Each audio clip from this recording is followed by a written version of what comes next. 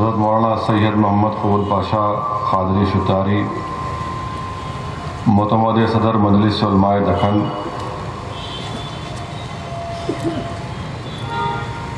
मौलाना सैयद शाह अकबर निज़ामुद्दीन हुसैनी साबरी साहब, अमीर जामी निज़ामिया, मौलाना सैयद अहमद हुसैनी क़ादरी साहब, मौलाना सैयद मुर्तज़ा पाशा औलिया हुसैनी साहब, मौलाना सैयद हसन इब्राहिम हुसैनी क़ादरी सज्जाद पाशा साहब, सज्जाद नशीन क़ादरी चमन, मौलाना सैयद निसार हुसैन हैदर आगा साहब, जनाब रहीमुद्दीन अंसारी साहब, मुनीरुद्दीन मुख्तार साहब, एडवोकेट अब्दुल अजीम साहब, मेरे मजलिसी रुफ़ा, अज़ीज़ दोस्तों, 7 अप्रैल के दिन जो वाक़या हुआ, जिसमें एक मनसूबाबंद तरीक़े के साथ, पूरी प्लानिंग के साथ जुडिशियल कस्टडी में जो 5 अंडर ट्रायल प्रिजनर्स थे, जिनको 2010 में गिरफ्तार किया गया था, आलेर के मुकाम पर नामपल्ली क्रिमिनल कोर्ट को उनको जो लाया जा रहा था, आलेर के मुकाम पर जुडिशियल कस्टडी में, जिसमें बस में 17 पुलिस वाले आर्म्ड एस्कॉर्ट पुलिस के थे, जिसकी क़ियादत एक RSI कर रहा था। जैसा कि अखबारात में ख़बर शाये हुई कि बाज़ाब्ता दोनों जानिब ट्रैफिक को रोक दिया गया। उसके बाद इन 5 अंडर ट्रायल प्रिजनर्स को कोल्ड ब्लडेड मर्डर, जिसको अंग्रेजी में कहते हैं, इनका खात्मा कर दिया गया। और उसके बाद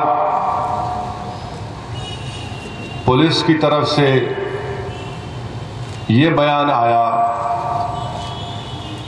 कि इन 5 नौजवानों में से एक ने सबसे पहले बस से उसको उतरने की इजाज़त दी गई, और जब वो वापस बस में आ रहे थे, दाखिल हो रहे थे, तो आर्म्ड रिजर्व पुलिस के पास से हथियार छीनने की कोशिश की गई। और उसके बाद पुलिस का वर्जन ये है, कहानी ये है, जो सरासर झूठ है। उसके बाद पुलिस ने उन पर गोलियां चलाई। सवाल ये पैदा होता है कि ये 5 अंडर ट्रायल प्रिजनर्स, जिसमें वक़ार, अमजद, जाकिर, हनीफ, इजहार खान,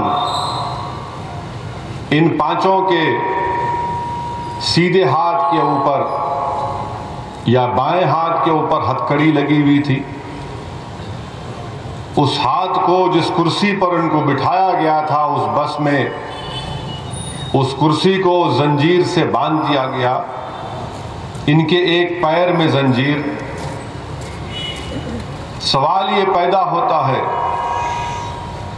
कि जिनको जंजीरों से बांधने के बाद वो कैसे पुलिस से हथियार छीनने की कोशिश करेंगे? ये कौन सा इंसाफ है कि जो जुडिशियल कस्टडी में है, जो अदालत की कस्टडी में है, जो एक मुकदमे में उनको लाया जा रहा है, जैसा कि अभी अब्दुल अजीम साहब ने कहा। मैं एक टीवी प्रोग्राम पर था तो एक साबिका DGP स्वरंजीत सेन साहब भी थे। मैंने उनसे कहा कि एक एक्सपेरिमेंट कर लेते हैं, आप और हम दोनों बैठकर एक बस में, आप भी अपने सीधे हाथ को हथकड़ी लगाइए, मैं भी लगाता हूं। और जंजीर से आपके सीधे हाथ को और मेरे सीधे हाथ को बांध देंगे, किसी कुर्सी को, पैर को भी बांध देंगे। उसके बाद कोशिश करेंगे वो इंसास राइफल जो बच्चों के हाथ में रख दी गई, वो इंसास राइफल बगैर लोड करे नहीं चल सकती।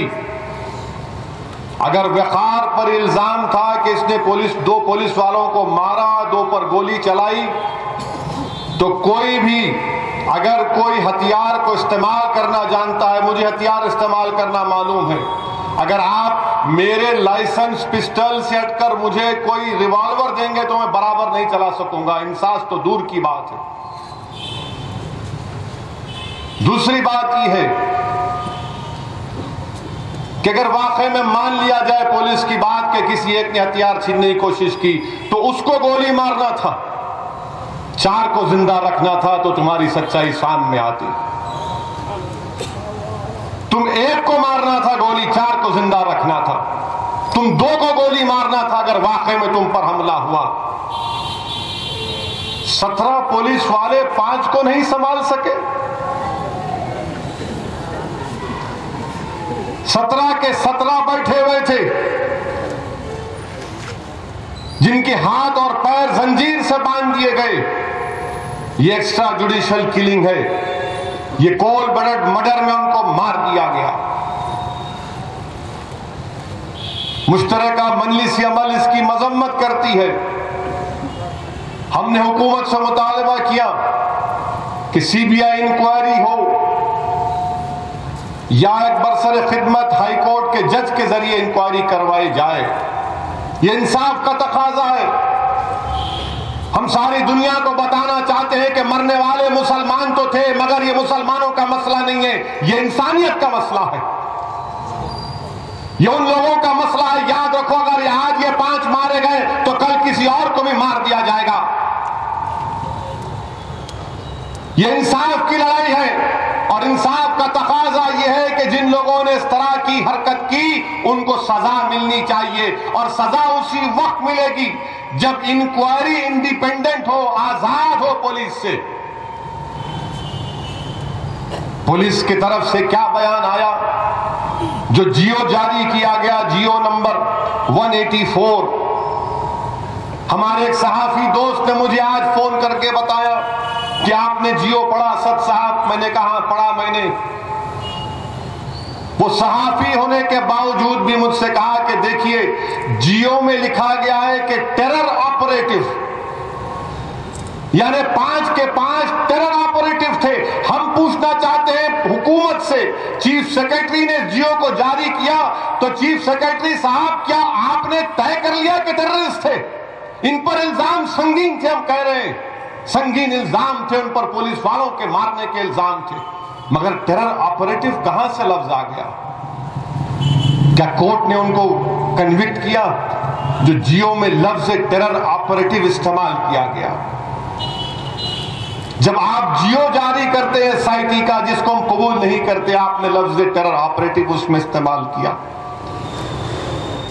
तो क्या आजाद इंक्वायरी होगी? और उस एसआईटी का चीफ संदीप शांडलिया को बनाया गया, जो साउथ जोन में डीसीपी थे संदीप शांडलिया साहब।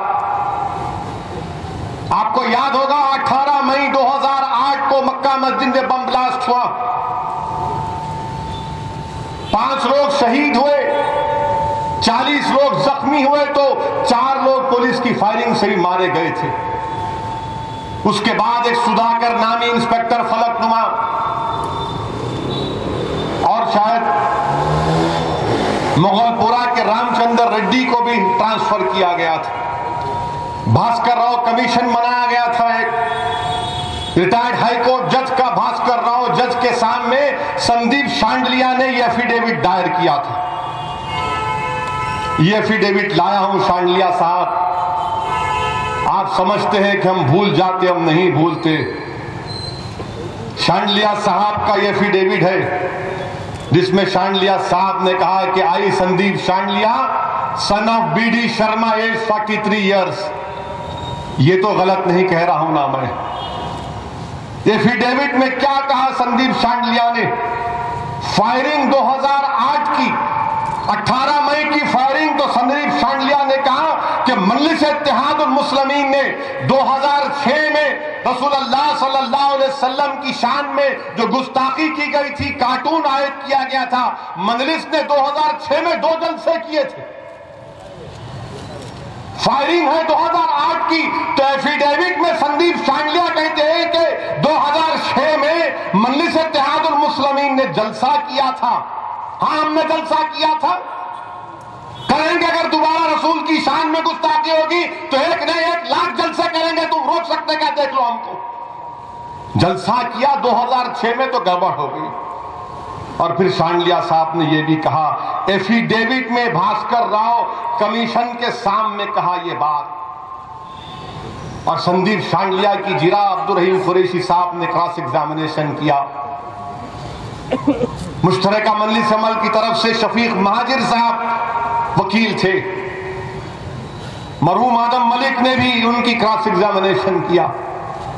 आप ऐसे आदमी को एसआईटी का चीफ बनाते, जिसने अपने एफिडेविट में कहा कि हाँ 19 मई को हमने रबर की गोलियां चलाई, अगर हम नहीं चलाते तो हम मर जाते, इसलिए हमने फायरिंग की। आपके पास, अरे कम से कम तुम झूठ तो बोलो, तो अच्छे तरीके से झूठ बोलो। तुम ऐसे ऑफिसर को एसआईटी का चीफ बनाए जो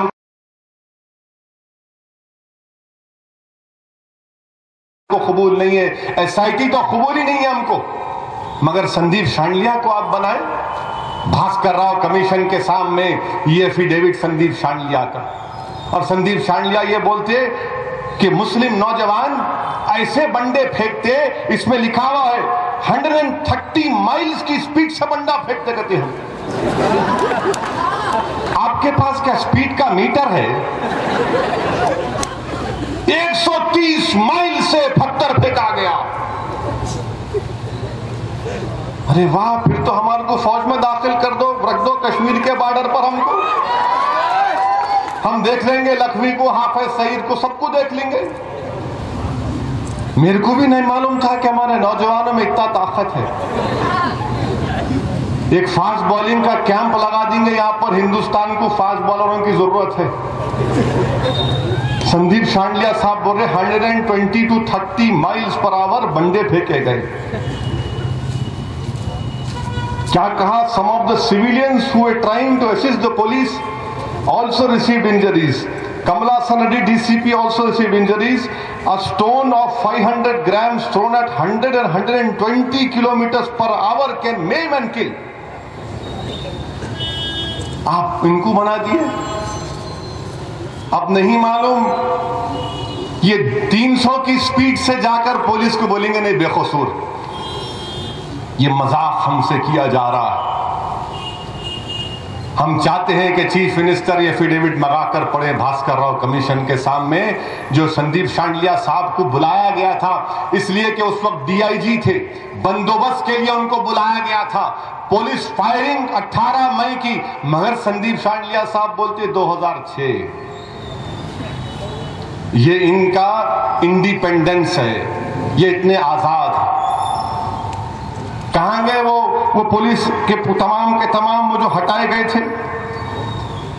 कहां है सुधाकर? कहां है वो मोगलपुरे के इंस्पेक्टर? अब जब बात निकलेगी तो दूर तक जाएगी। अब कहां गए भास्कर राव कमीशन की रिपोर्ट? इसीलिए मुश्तरका मजलिस अमल ने चीफ मिनिस्टर से जाकर मुतालबा किया कि चीफ मिनिस्टर साहब समझो। आप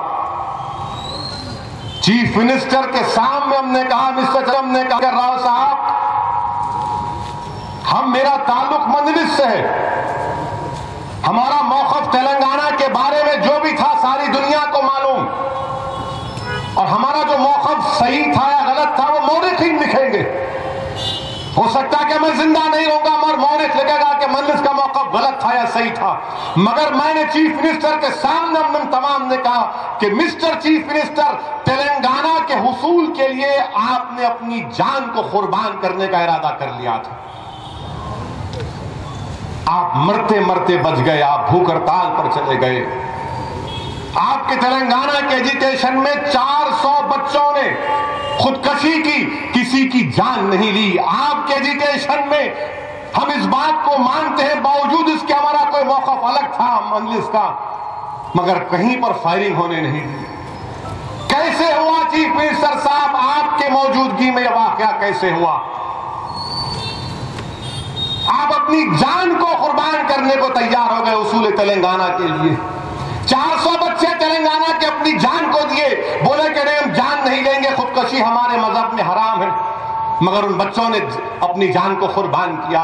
हम यही सवाल कर रहे थे, ये नहीं होना चाहिए था, क्यों हुआ? तो चीफ मिनिस्टर ने कहा कि बहुत तकलीफ है मेरे को। मैंने कहा मिस्टर चीफ मिनिस्टर, आवाम ये जान रही है कि पूछ रही है कि आपकी इजाजत से हुआ है। तो चीफ मिनिस्टर ने कहा कौन कह रहा है, गलत है ये। हमने कहा इंक्वायरी ऑर्डर कर दो, फिर आप एक इंडिपेंडेंट इंक्वायरी ऑर्डर कर दीजिए, सीबीआई के हवाले करिए या एक सिटिंग हाईकोर्ट जज के जरिए करवाइए। और संदीप शांडिलिया साहब को एसआईटी का चीफ बनाया गया, उसमें शाहनवाज कासिम भी है और चादर घाट के कहां के सब लोग को लाया गया। हम पुलिस डिपार्टमेंट से एक सवाल करना चाहते हैं, हम पुलिस के दुश्मन नहीं हैं। हम पुलिस से पूछना चाहते हैं, बताओ तुम में और मुंबई की पुलिस में क्या फर्क है? आप तमाम लोग जानते हैं मुंबई में 26/11 का वाकया हुआ। अजमल कसब और एक दहशतगर्द गाड़ी में बैठकर स्कोडा गाड़ी में जा रहे थे, तो उसको रोका गया अजमल कसब को।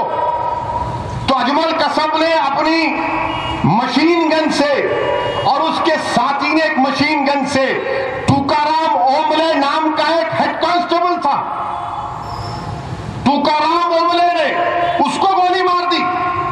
मगर उसके साथ जो पुलिस वाले थे उन्होंने कहा कि नहीं, अजमल कसब को नहीं मारेंगे, जिंदा पकड़ेंगे। हमने सारी दुनिया को बताया कि हिंदुस्तान की जमहूरियत यह है कि एक दहशतगर्द और उसके साथियों ने मिलकर, जो पाकिस्तान से हिंदुस्तान को आए थे, जिन्होंने मुंबई की रोडों पर ताज होटल में और दूसरे होटलों में मासूम हिंदुस्तानियों का कत्ल किया, हमने सारी दुनिया को बताया कि अजमल कसब को हम एक फेयर ट्रायल देंगे। ये हमारी जमहूरियत की कामयाबी थी। अजमल कसब पर मुकदमा चलाया गया, अजमल कसब को सजा दी गई। हमारे मुल्क ने कहा अजमल कसब तुम अपील करो, अजमल कसब सुप्रीम कोर्ट तक गया, सुप्रीम कोर्ट ने उसकी अपील सुनी और कहा कि नहीं तुम मुजरिम हो, उसको फांसी की सजा दी गई। तो सारी दुनिया ने, हम तमाम ने मिलकर कहा कि हाँ हम तो अजमल कसब से नफरत करते थे, मगर हमने अपनी नफरत को इंसाफ के दरमियान में आने नहीं दिया। नफरत अपनी जगह पर है, मगर इंसाफ का मौका दिया उसको कि जाओ अदालत जिंदा है, ये अदालत तुमको सजा देगी। अजमल कसब को अदालत ने सजा दी, तुकाराम ओमले की कुर्बानी को यहां की आम रिजर्व पुलिस ने रायगा जारी कर दिया। अगर आज तुकाराम ओमले की बेवा से पूछेंगे तो कहेगी कि हाँ मेरे शौहर ने अजमल कसब को जिंदा पकड़ा इसलिए कि हमारी अदलिया उस पर सजा देगी। ये 17 पुलिस वालों ने उन तमाम अदालत को, ये अदालत की तौहीन है। अदलिया क्यों खामोश है? जुडिशियल कस्टडी में इन बच्चों को मारा गया, अदालत को नोटिस लेना चाहिए, सो मोटो लेना चाहिए। 5 बच्चों को 17 लोग गोली चला दिए और जियो में लिखा गया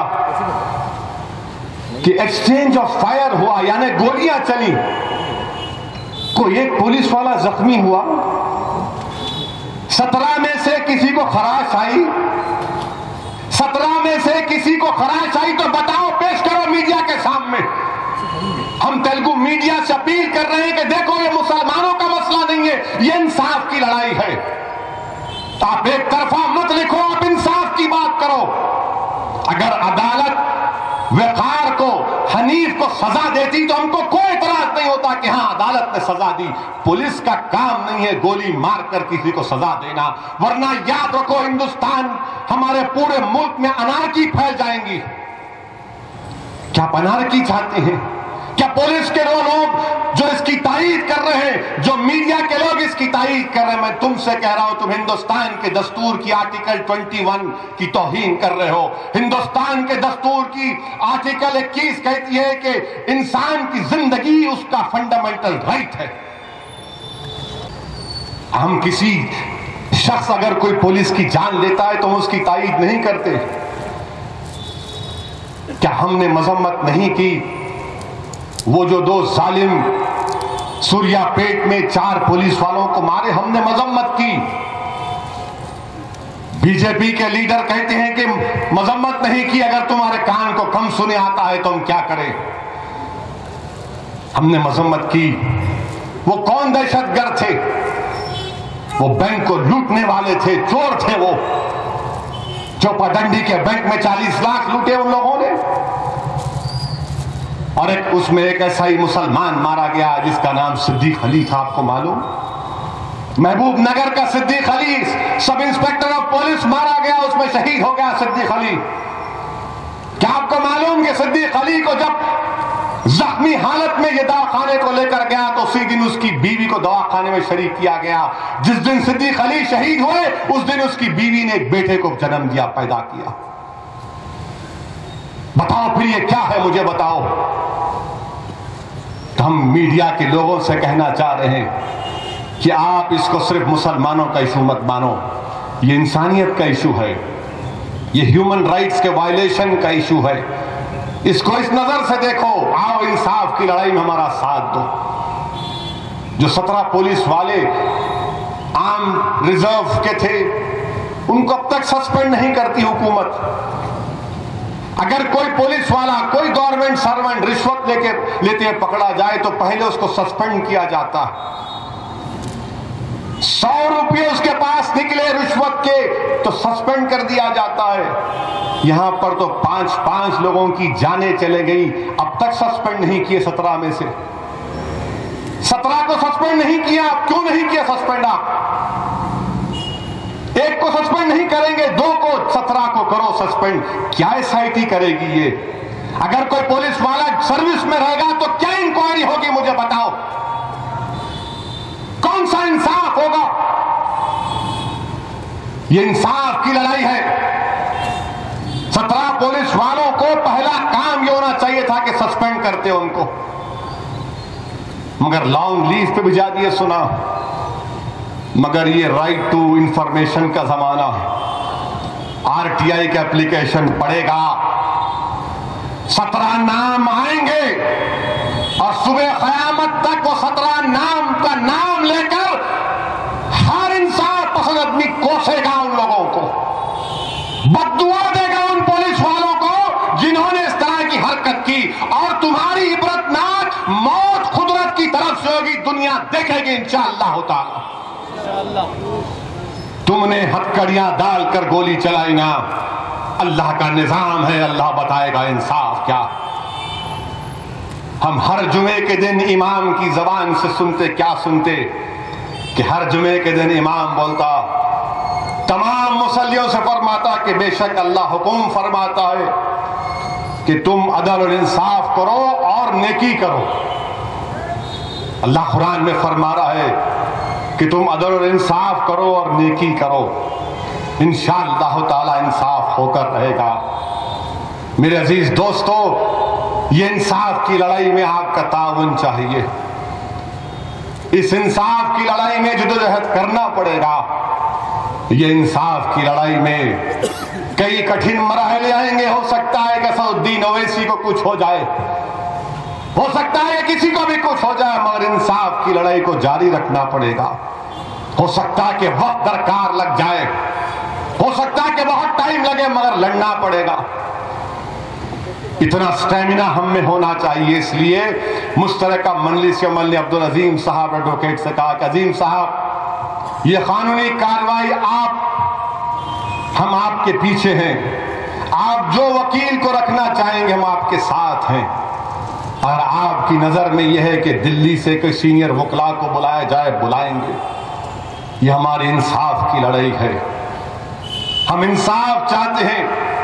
हम चीफ मिनिस्टर से भी मुतालबा करते हैं कि आपको पुलिस की सोच से निकलना पड़ेगा। ये नहीं होना था वाकया, ये बहुत गलत हुआ, बहुत गलत हुआ। उन बच्चों की लाशों को देखकर कोई ये नहीं कह सकता कि उन्होंने गोलियां चलाई होंगी। आज उनके मां बाप इंसाफ चाहते हैं। यकीनन तेलंगाना में हम तरक्की चाहते हैं, मगर कौन सा तेलंगाना? कहां गए वो लोग जो मुझ पर उंगलियां उठाते थे, जो मेरे बारे में क्या क्या कहते थे? ठीक है, कहते रहो, आज भी तुम कहो, मुझे फर्क नहीं पड़ता। जब बड़े बड़ी पार्टी के लोग मुझे नाक सांप कहते हैं तो मुझे फर्क नहीं पड़ता। मगर आज आसत आएगी, सुनहरा मुस्तकबिल होगा। कहां है वो लोग जो अपनी दुकानें चमकाते थे हमको गाली देकर? आज तुम्हारी जबानें क्यों बंद है, बताओ मुझे। कहां गए वो फॉरवर्ड थिंकिंग वाले? कहां गए वो लोग जो कहते थे कि हमारा ये नज़्मुल-ऐन है, नई रियासत बनेगी, मुस्तकबिल अच्छा होगा? तो यही मुस्तकबिल के लिए था क्या कि हमारी बहनें बेवा हो जाएं, हमारे बच्चे यतीम हो जाएं, हमारे मां बाप जिंदा रहते हुए जिंदा लाशों की तरह अपनी जिंदगी गुजारे कि अपने बच्चों को मार दिया गया? याद रखो, तरक्की उसी वक्त होगी जब इंसाफ होगा। जब इंसाफ नहीं होगा, तरक्की नहीं हो सकती। और ये पूरी साजिश है कि नौजवानों के दिलो दिमाग में खौफ को पैदा किया जाए। यही लोग चाहते हैं कि नौजवान कानून को अपने हाथ में ले ले। हम हरगिज कानून को अपने हाथ में नहीं लेंगे। हम लड़ेंगे यहां पर, यह मुल्क हमारा है। याद रखो, हक की कामयाबी होगी इंशाअल्लाह ताला। बातिल मिटने के लिए आया और बातिल मिटेगा। हक की कामयाबी होगी। नौजवानों, अपने दिलो दिमाग में बुज़दिली को या सिस्टम से या मुल्क के खिलाफ अगर कोई तुमको भड़का रहा है तो ये चीजों को पैदा होने मत दो। यकीनन हम गम में हैं, हम तकलीफ में हैं, मगर हम लड़ेंगे, जद्दोजहद करेंगे। डरने और घबराने की जरूरत नहीं मेरे अजीज दोस्तों। यकीनन आज इख्तिदार पर फिरका परस्त ताकतों का कब्जा है।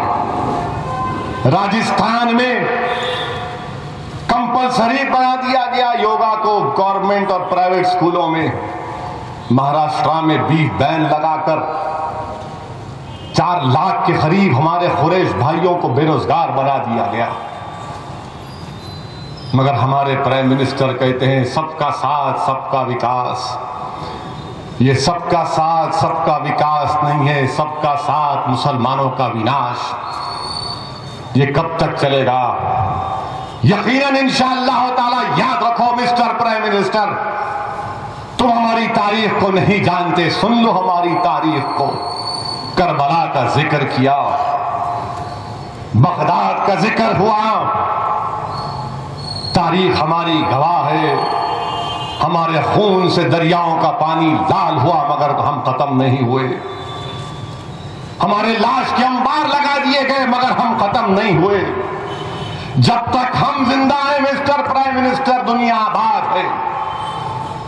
जब तक हम जिंदा हैं दुनिया आबाद है, हम नहीं तो दुनिया नहीं। अब आप क्या इस पर भी केस बुक करेंगे मुझ पे?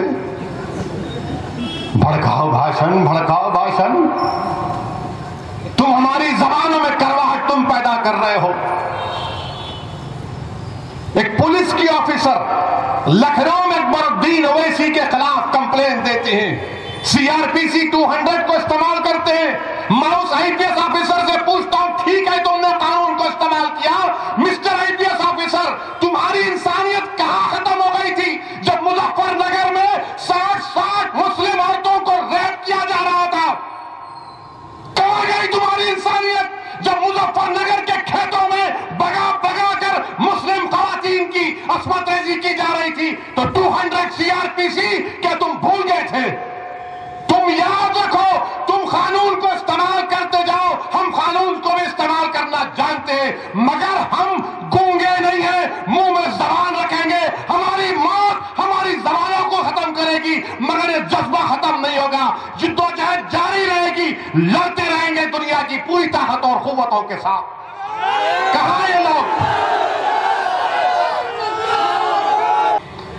अगर तुम मुजफ्फरनगर के वाक़े पर कंप्लेन करते तो मैं कहता कि हां, मगर नहीं। हर जगह जहां जाते जैसा शेरवानी को देखते परेशानी,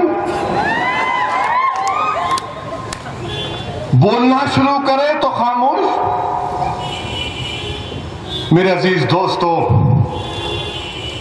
इंसाफ की लड़ाई है। मुझे यहां पर फारूक आजम का वाकया याद आ रहा है कि हजरत फारूक आजम और खत्ताब रजी अल्लाह ताला ने फरमाया कि अगर मेरे दौरे खिलाफत में अगर एक कुत्ता भूखा प्यासा पानी की प्यास की शिद्दत में अगर किसी किनारे तक पहुंचकर मर जाए तो फारूक आजम फरमा रहे हैं कि मुझे खौफ है कि अल्लाह मुझसे पूछेगा कि तुम्हारी जिम्मेदारी थी इस कुत्ते को पानी पिलाना। यह इंसाफ की लड़ाई है, याद रखो। इंसाफ की लड़ाई के लिए हमको आगे बढ़ना है। जाफर पाशा ने कहा कि लोग कम हैं, ठीक है। अगर इस जलसे में 2 लोग भी होते तो याद रखो मुश्तरका मजलिस अमल अपना काम जारी रखेगी। हम तादाद को देखकर आगे नहीं बढ़ना है इंसाफ की लड़ाई में। हुसूल इंसाफ के रास्ते में कई परेशानी आएंगी, मगर हमको लड़ना है सब्र से और पूरी प्लानिंग के साथ लड़ना है। जो लोग समझते हैं कि हम सही नहीं कर रहे, आप अपना काम करिए, हमको मत सिखाओ, वरना मैं बहुत कुछ बोलना जानता हूं। अभी तो खाली एक इशारा दिया हूं। इंशाअल्लाह ताला ये लड़ाई जारी रहेगी। हम हमारे प्राइम मिनिस्टर से भी एक आखिर में बात की। प्राइम मिनिस्टर मक्का मस्जिद ब्लास्ट में देवेंद्र गुप्ता और लोकेश शर्मा,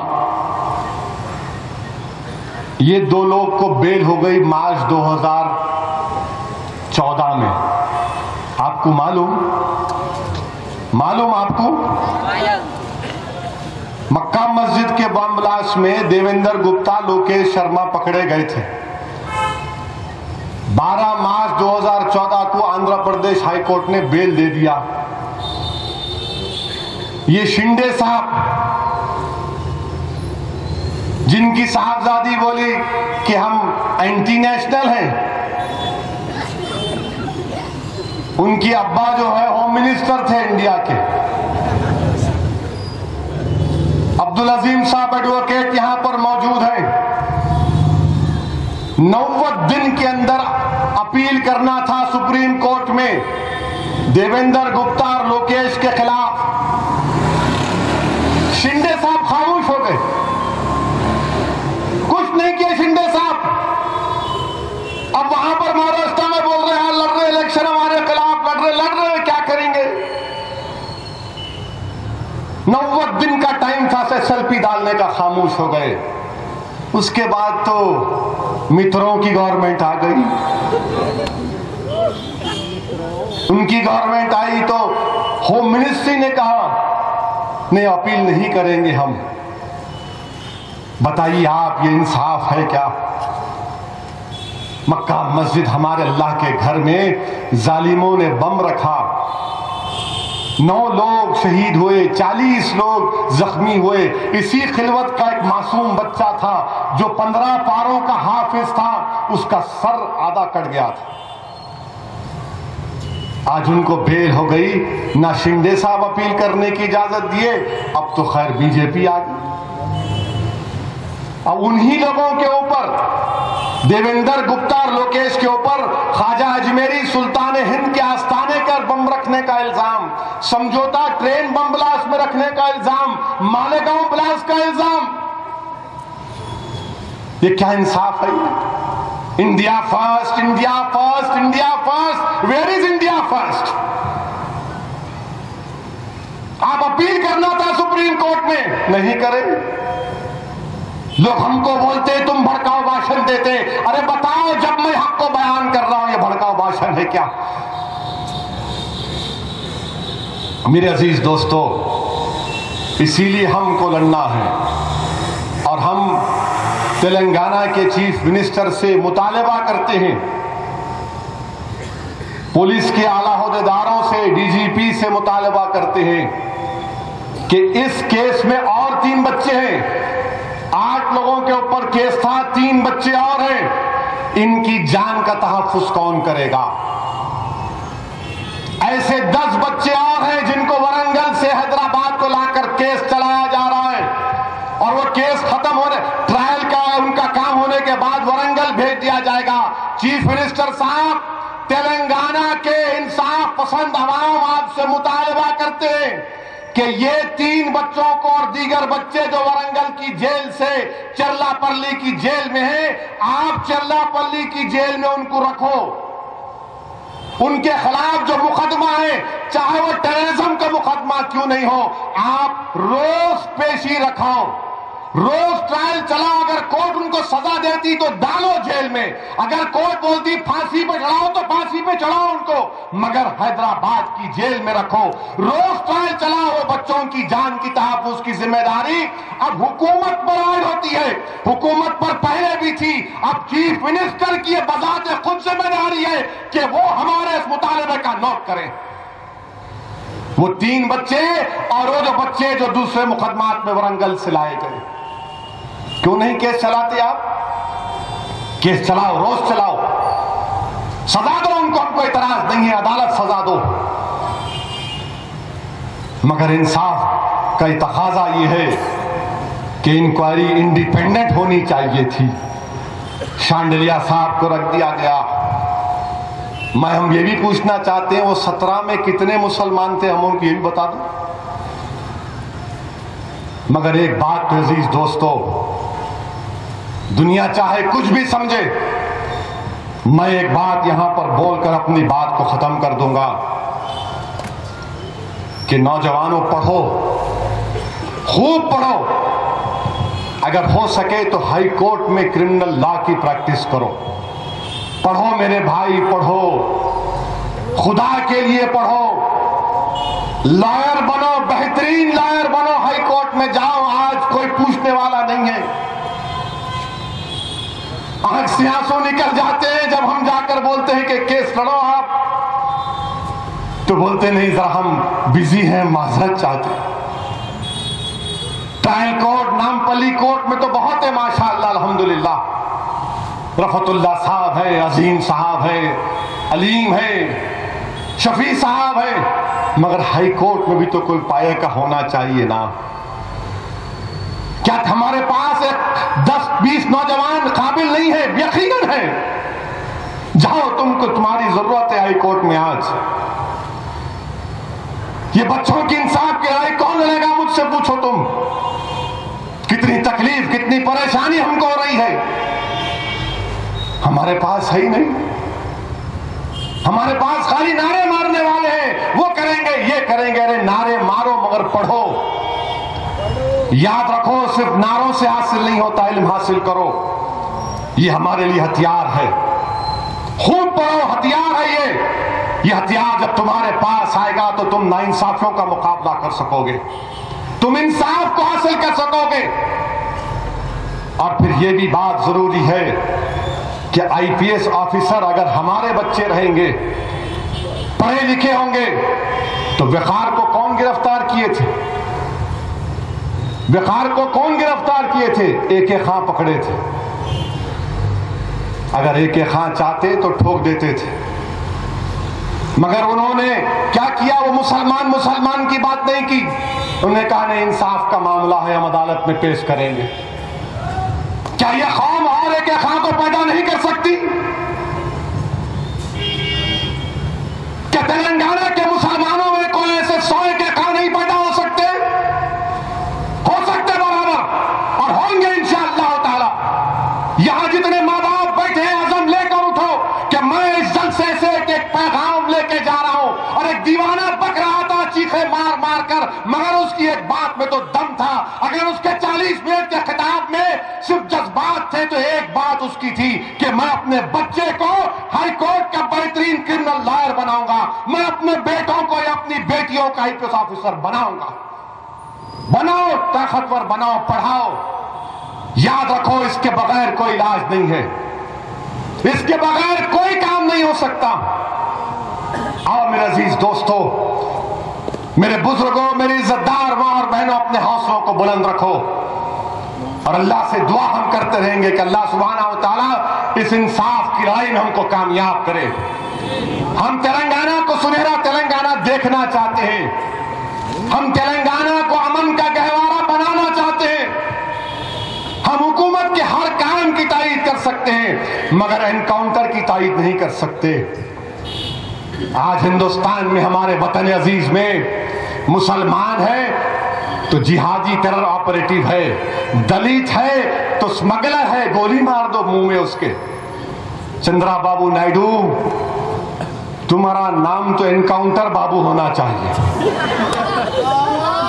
एनकाउंटर नारा चंद्राबाबू नायडू, एनकाउंटर नायडू। 20 दलितों को जो लेबर है, मजदूर है, 20 को मुंह में गोली मार दिए। वाह! मगर एक बात तो मालूम हुई कि रियासत को बनाने से जहनियत में तब्दीली नहीं आती। रियासत तो नहीं बन गई मगर जहनियत तो वही बाकी है। 20 दलितों को स्मगलर कहकर मार दिया गया, अब ट्राइबलों को मारा जा रहा है नक्सलाइट कहकर। क्या यही इंसाफ है? वतन अजीज में क्या इस तरह का सलूक मुसलमानों से, दलितों से, ट्राइबल लोगों से किया जाएगा? इसको खत्म करना पड़ेगा। चंद्राबाबू नायडू को बहुत बड़ी कीमत चुकानी पड़ेगी इंशाअल्लाह ताला। 20 दलितों को गोली मार दिए, उनके चेहरे जले हुए, हाथ जला हुआ। और हम हमारे गवर्नर साहब से भी बोल रहे, सर आप भी तो कुछ करो सर, आप हमारे दोनों रियासत के गवर्नर हैं, कभी तो पूछो सर कि क्या हो रहा है यहां पर, कभी तो देखो हमारे दिल पर क्या गुजर रही है। आप तो गवर्नर है ना, आप तो हिज एक्सेलेंसी द गवर्नर है, आपको बहुत पावर्स हैं। हम इसके खिलाफ थे मगर हुकूमत हिंद ने आपको पावर्स दिए। आज शहर का लॉ एंड ऑर्डर की जिम्मेदारी आप पर भी है मिस्टर गवर्नर। वो बच्चों को हैदराबाद लाया जा रहा था, यहां पर केस था मिस्टर गवर्नर, ये आपकी भी जिम्मेदारी है। हम आपसे उम्मीद करते हैं कि आप हमारे को इंसाफ दिलाएंगे। हम गवर्नर साहब से भी जाकर मिलेंगे मगर ये अवामी एहतजाजी जलसा है, यहां पर पुलिस के बहुत से सैटेलाइट बैठे हुए हैं, छोटे बड़े, दिल्ली के, हैदराबाद के, जहां कहां के बैठे हुए हैं। हम उन सैटेलाइट से बोलना चाह रहे कि रिले करो और याद रखो ये बहुत महंगा, ये बहुत गलत इक़दाम आपने किया। इंशाअल्लाह ताला अल्लाह सुब्हानहू व तआला हमारे इस काम में हमारी मदद करेगा। और मुझे इस मौके पर 2002 की वो लड़ाई याद आ रही है जब इसी मुकाम से अजीज और आजम की इंसाफ की लड़ाई का आगाज किया गया था। मुझे वो जलसा याद आ रहा है जब मरहूम कायद सालारे मिल्लत मेरे कायद बैठे हुए थे। मुझे वो जलसा याद आ रहा है कि दारुस्सलाम की सरजमीन पर जब सरजमीन दखन के 2 बड़ी शख्सियतें मिली तो मरहूम कायद ने कहा कि मौलाना आप मुश्तरका मजलिस अमल के कन्वीनर बनिए। मौलाना आखिल साहब मरहूम रहमतुल्लाह अलैह की क़ियादत में हम पूरे आंध्र प्रदेश का दौरा किए थे। सुन लो पुलिस के और हुकूमत के सैटेलाइट वालों, ये वो मुश्तरका मजलिस अमल है। जब चंद्राबाबू नायडू से मिलने गए थे तो एक रिप्रेजेंट महजर बनाकर दिए थे चंद्रबाबू नायडू को। तो चंद्रबाबू नायडू को बड़ा शौक था अपने आप को काबिल दिखाने का। उतना काबिल नहीं है उन्हें। हमारा महजर देख के पढ़ रहा हूं, सालार मिल्लत बड़ों की आंखों में आंखें डालकर सालार बोल देते। इन्हों क्या चीज है, उनके ससुरे को नहीं छोड़े थे वो। तो सालार देख के मौलाना को बोले, मौलाना बड़ा गौर से पढ़ रहे हैं इन्हों, बहुत गौर से पढ़ रहे मौलाना इन्हों। तो आकिल साहब बोले, हिज्जे करके पढ़ रहा है इन्हें।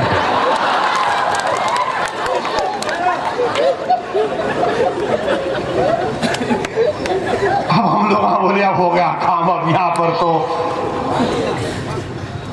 चंद्रबाबू नायडू पूछा वाट वाट।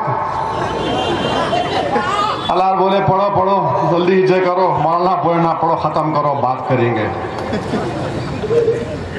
हमारे जमात इस्लामी के मलिक साहब थे, उनको जिम्मेदारी दी गई कि तेलुगु में तर्जुमा करो। वो बेचारे समझाए। जब उठ के जा रहे थे, मुझे अच्छी तरह आज भी वो याद है, वो मंजर मेरी आंखों में आज भी है और जब तक मैं जिंदा रहूं रहेगा। मौलाना आखिल साहब ने ऐसा पलटा, ऐसे पलट कर चंद्रबाबू नायडू से कहा, इंशाअल्लाह ताला हम तुम्हारे को इस कुर्सी से उतार कर ही दम लेंगे इंशाअल्लाह। और अल्लाह सुब्हाना व तआला ने उस नेक इंसान की जबान से निकले हुए लफ्ज की लाज रखी अल्लाह ने। और तारीख ने देखा कि 2002 में हुआ, 2004 में 180 से 44 पे आ गए मिस्टर नायडू। याद रखो, मासूमों को तुम मारोगे तो यही हशर होने वाला है। हम क्या है भाई, हम कुछ नहीं है, वो जात तो अल्लाह की है। और अल्लाह सुब्हाना व तआला की रहमत को जब जोश आएगा इंशाअल्लाह ताला, और आएगा जरूर, इंसाफ होगा। जब बड़े बड़ों के तख्ते पलट गए तो ये कौन है। बहरहाल मेरे अजीज दोस्तों, नौजवानों अपने हौसलों को बुलंद रखिए, अपने हौसलों को बुलंद रखो नौजवानों। यकीनन हमारे दिल रंजीदा हैं, हम तकलीफ में हैं, मगर कानून को अपने हाथ में मत लो। हम जमहूरियत के दायरे में रहकर लड़ेंगे, यही हमारा रास्ता है, यही हमारी कोशिश में कामयाब होते आए हैं और इंशाअल्लाह ताला हम पूरी कोशिश करेंगे। आप तमाम की दुआ और ताउन की जरूरत है। वाखिर दावान अल्हम्दुलिल्लाहि रब्बिल आलमीन।